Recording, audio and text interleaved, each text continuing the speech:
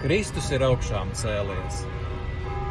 Šogad gatavojoties Kristus augšām celšanās svētkiem, manu uzmanību pievērsa vārds Baraba. Jā, tas pats vīrs, kurš kādu dumpi laikā izdarīja noziegumu nogalinot cilvēku.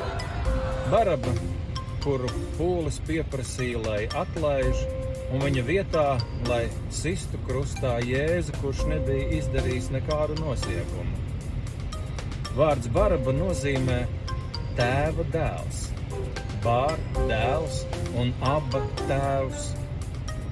Iedomājies, katrs kristītais, kas kristīts tēva un dēla un svētā gara vārdā kļuvis par debesu tēva bērnu, patiesībā ir Baraba. Jā, mēs visi esam noziedznieki, lielāku vai mazāku grēku darījuši, jo nav neviena taisna, it neviena.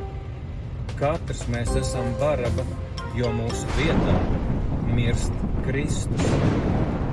Katrs mēs esam debesu tēva bērns un debesu valstības mantinieks. Lūk, caur vārdu Baraba es piedzīvoju Kristus augšām celšanās prieku. Kristus ir augšām cēlies, patiesi augšām cēlies.